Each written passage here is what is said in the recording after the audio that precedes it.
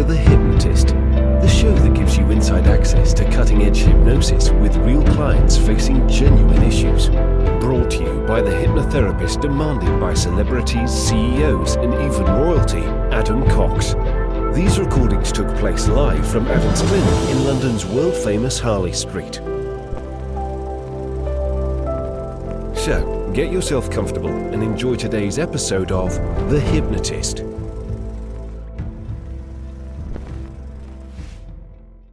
Hi, it's Adam here, and you're about to listen to a hypnosis session all about self-acceptance and also dealing with those perilous risks that feel like they might be causing problems at any moment. A lot of people have heard of the metaphor or the story of the sword of Damocles, and Damocles was living his life, and there was a god dangling a sword over their head, and at any point they could drop it, and that's it. Damocles' life is over. But the sword of Damocles is still used in everyday modern language to represent something that feels precarious, that actually something could just go wrong. Some people will use the phrase that they're waiting for the shoe to drop. This is also a proxy for this sword of Damocles metaphor. It's something could go wrong. It's a risk or a connotation or some kind of problem or unfinished business. And the client I was working with felt that they had multiple swords over their head, not just one, but multiple. Now think how precarious you would feel if there was actually a sword hanging over your head and it could drop at any moment. And then imagine 5 or 6 or 7 or 8 swords. It's going to feel daunting. You would feel on edge all of the time. And this client felt that way. And this client also had a recent dream where there was a woman in the river tied to a rope around her waist, and got a sense that there was something about this woman that was them from when they were 5 years old. And this hypnosis session fuses these two metaphors together. So we deal with the swords over the head using submodality shifts and reframes and distance and even material. And then actually we turn the sword, rather than a source of danger, into something useful. The sword then becomes a tool, and that tool is the ability to have full self-acceptance and to be untethered from whatever is preventing that life beyond that self-acceptance. Because there's a wonderful thing that if you don't accept yourself fully, then how can you expect other people to accept you? And if you're trying to hide or be discreet about who you really are, actually that can be used as a weapon of shame or judgment against you. And one of the most empowering things that you can do is be immune to that by having full self-acceptance of who you are. But it can feel daunting. It can feel daunting because what if other people reject or humiliate or shame? And that's why it's such a courageous thing to do. This session does not obligate the client to cut the rope, but gives them the option to cut the rope when they feel the time is right. It's very, very important about issues of identity level acceptance that happens on the terms that the client wants. If you force someone into accepting, then that is not self-acceptance. That is forced acceptance. And that quite often creates resistance. So the invitation is there, but whether or not they do that, that's down to the individual. What I would encourage you to do is to think of something that you haven't fully accepted yet. And one of my favorite frames of reference for self-acceptance is my hairline, which, as you can see, I have none. But there was a time in my late 20s, early 30s, I was losing my hair. And I was doing what a lot of men would do, and that would kind of fluff up their hair and try and mask it. And it wasn't fooling anyone. And when people would mock, let's say, my increasing boldness, it used to sting because I hadn't accepted it myself. At the point where I shaved all my hair off, and personally I think I look pretty good without having any hair, it was impenetrable. If someone tried to mock me for having no hair, honestly, wouldn't have any impact on me whatsoever. Because if you fully accept something, it becomes immune to kind of shame, judgment, humiliation. And contrast that, I mean, I think I would look ridiculous if here I am at 47 years old with a comb over. It would fool no one. It would be evidence that I haven't accepted myself, and it could easily be used as a weapon to cause shame or humiliation. So that's my personal reference. I want you to think of, what is it in your life that you haven't fully accepted yet? Even more so if it's something that you can't really change or don't want to change. That's the ideal thing. If it's your weight, you could accept that weight, or you could accept your weight while making a decision to change it if you decide to do that. So that's what I want you to think of. What is the thing that you either want to accept or make a resolution to change? But they're not mutually exclusive. You could accept something while attempting to change it. You could accept that you have the intelligence that you have, or that you are the kind of personality that you have, and still work on changing certain things that might improve and give you more of what you want. That's my challenge for you. If you like the idea of working with me, I would encourage you to look in the description. There is a suitability test, and there are different ways that you can work with me, and there's a link there in the description, so check that out.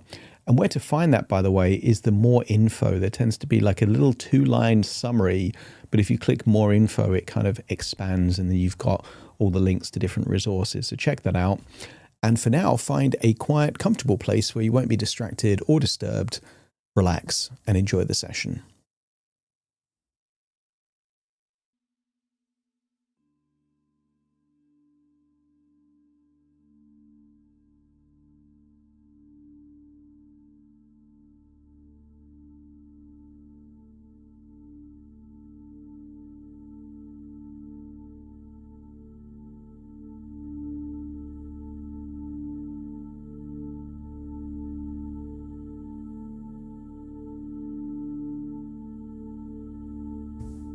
Take a deep breath in,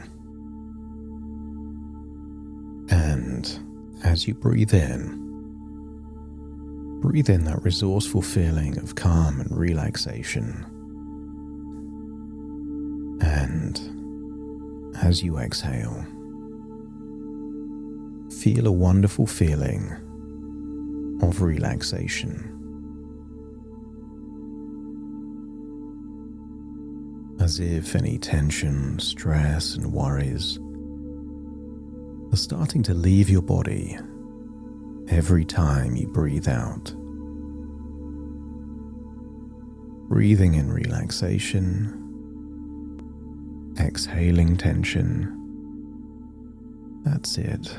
Scan your body for any clues of tension. Maybe in your forehead, your jaw, your neck, or your shoulders. And just allow yourself to let go. That's it. And the deeper you breathe, the more relaxed you feel. And the more relaxed you feel, the deeper you breathe. And as you breathe out, just let everything you've been carrying, all of it, rest for now. Just for now.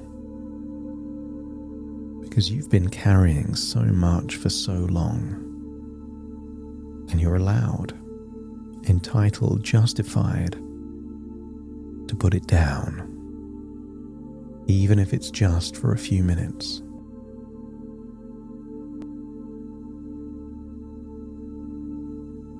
And with each breath, you drift down, deeper into this quiet, comfortable, restful state. As I count down from 5 to 1, I want you to imagine drifting deeper down to a place in nature, deep down within your mind, your imagination, a field, perhaps close to a river. 5, drifting down to that field. 4, even deeper. 3. So comfortable now. 2. Almost all the way there. 1. Just resting here. Perhaps you could imagine yourself standing in a vast open field. The sky above you is wide and still, and the light is soft. Not too bright, not too dark. But this field is your field, and you are safe here. Maybe there's a gentle breeze. Maybe the field is grass or a meadow. And here in this place, your unconscious mind can reveal things to you with perfect clarity. And as you stand there, you become aware of something above you. And just imagine being there in the field and looking up. Floating above you, suspended in the air, are a number of swords. Perhaps these are ancient medieval swords, each one representing something you've been carrying, something that has demanded your attention, your energy, your worry, and they just hang there as if held by invisible threads. And you already know the different things that each sword represents. A problem to solve, a risk, unfinished business, echoes or attachments of the past, difficulties. You know what those swords represent, but look at them without fear. Just look at them honestly. And notice how heavy the air feels beneath them. How long you've been standing beneath them. How much of your energy has gone into simply watching them, anticipating whether or not they may drop.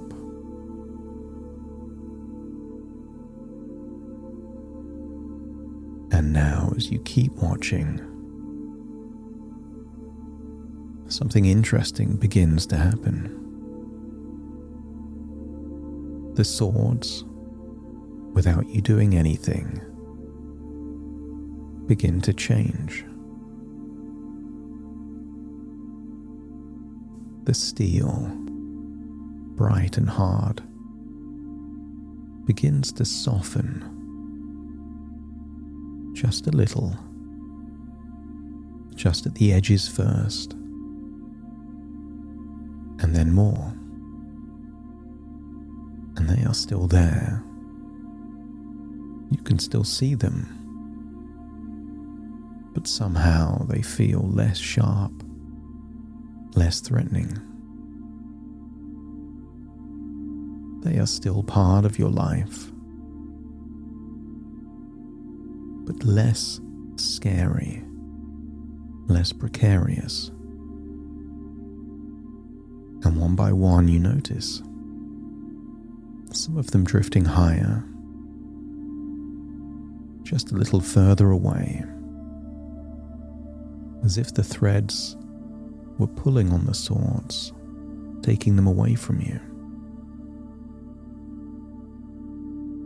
And they don't need to disappear, but they give you room to breathe, to stand, to exist, to live without needing to flinch or brace. And I want you to appreciate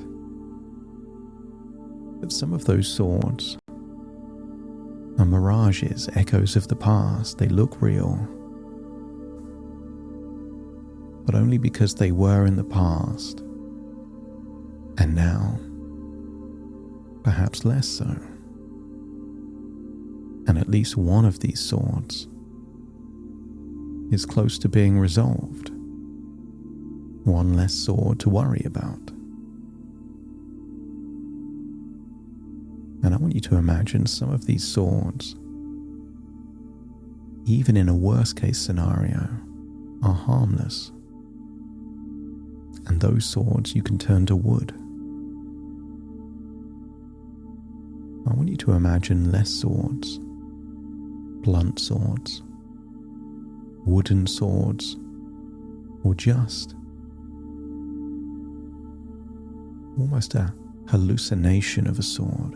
It looks real, but if it ever did drop, it would pass straight through you, like a figment of your imagination.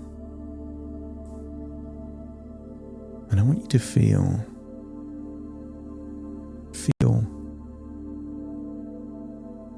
that it is less precarious now. You feel more resourceful. In fact, one of the swords was metal, was real. But I want you to imagine it drops, not onto you, but by your side. There is one less sword to worry about. And now you get to use it for you, rather than against you. Feel the weight of that sword. And I want you to imagine there you are in that open field. And not far away from the field is a river. You can hear the running water. But take that sword with you, the metal one. You may need it. So walk toward the sound of that water. And there before you is the river, moving fast, powerful, but not frightening. And there in the middle of the current, you see her. You see a woman, and it feels like you recognize her. Maybe in a dream, or maybe there's a quality in the face that reminds you. You can see yourself in her, and see that woman standing in the rushing water, a rope around her waist, tethered to a firm metal pole upstream. And she is still, steady,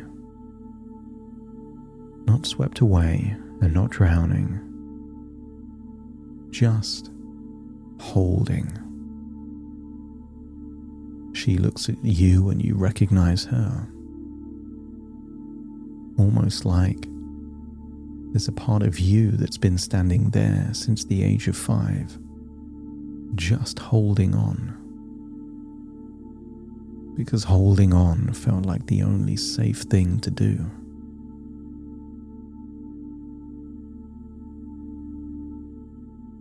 And this woman, there in the dress, there in the river, has been so brave for so long to stand in that current and not be swept away, to hold the rope, not out of fear or weakness, but sheer endurance. This is simply what she does.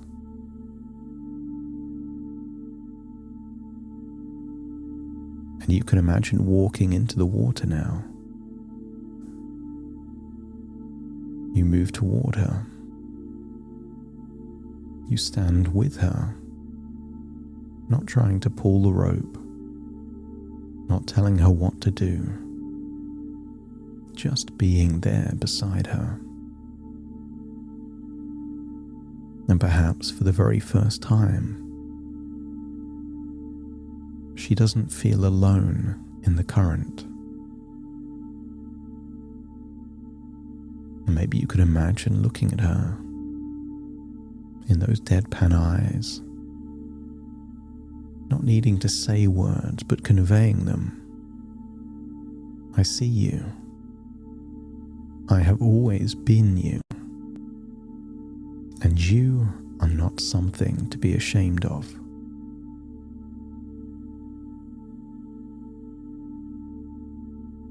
And as you accept her,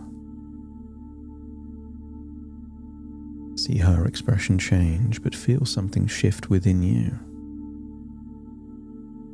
Because as you accept her, you accept that 5-year-old within you. As she feels it, you feel it. And now you become aware that you are still holding something in your hand. One of the swords. The sword is no longer a threat. It's a tool. And this sword is not sharp with fear anymore, but it is clear and honest. It carries the weight of everything you have endured and the wisdom of all you have learned and survived. And you look at the rope, the one tied around her waist, and you understand something important. That the rope is not the attraction. The rope is not who she is. The rope is simply the shame, the secrecy, the need to hold so still for so long that she almost forgot what it felt like to simply be herself. And you know, in this moment, that the rope can be cut. Not because you have to, and not because anyone is forcing you, but because you are the one who wields the sword. And you are the one who gets to choose. This is your river, your sword, your rope. And if and when the time is right, whenever that is, you have the means and the right to set her free. She could spend forever in that river. She can manage that. She can endure that. She has for so long. But what if she wants to live life beyond the river? You don't have to cut it today. Right here in this moment. It's simply knowing that you can. That the choice belongs to you. And maybe one day in a dream, she asks you to set her free. A message from your intuition or maybe God that the time is now right. That it is no longer a choice of one or the other, but a way of bringing two important things together. The choice is yours and only yours. And that sword that once hung above you, threatening, is now in your hand, ready to serve you whenever you are ready. And as you stand there in the river beside her, look up and see, for now there are no swords hanging over you. And the water rushing past, but manageable and no longer overwhelming. Give yourself permission to feel something. Space. Room to breathe. Room to be. The water that was once feeling like pressure now feels like acceptance. And your faith, that relationship with God that has always been yours, is here too. How could it not be? It's there with you. It is the river, it is the rope, it is the sword, it is you, it is the woman. It never left. And you hear something quietly underneath the sound of the water. Not a voice of condemnation, but something softer. Something that has known you since before you were 5 and has never once stopped knowing you.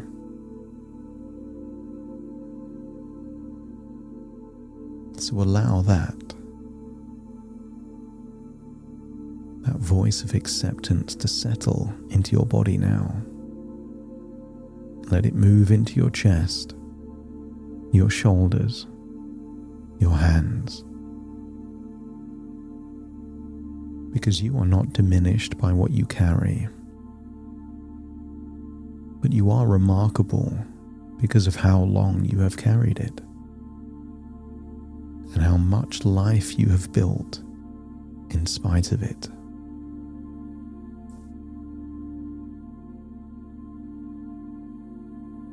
This is not small, insignificant. It's evidence of an extraordinary life. And I wonder what those final few chapters of that life will reveal. So you leave the river, knowing you can return to cut the rope whenever you choose. And imagine floating up into the sky and returning into your body as you take a deep breath in through your nose and out through your nose, and wiggle your fingers and wiggle your toes, connecting and calibrating into the here and the now as I now count from 1 to 10 to awaken you. Starting to count. 1, 2, 3, waking up.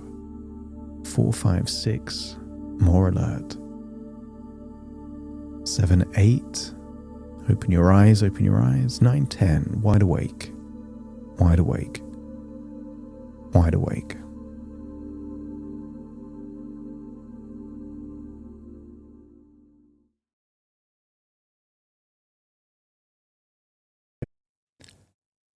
Thank you so much for joining me on today's episode of The Hypnotist. If you've enjoyed this episode or got some value from it, please give it a 5-star rating and review. And maybe you know someone that would also benefit from this particular episode, in which case share the episode with them so they can also get the benefit too. And if you would like to listen to this episode where it's just the hypnosis, So no intro, no outro, no explanation, just the hypnosis and completely ad-free. There will be a link in the description where you can subscribe at a very low cost and only get access to the hypnosis. So if that's of interest, please check that out. Thank you again for being a regular listener of The Hypnotist, and I'll see you again soon for more.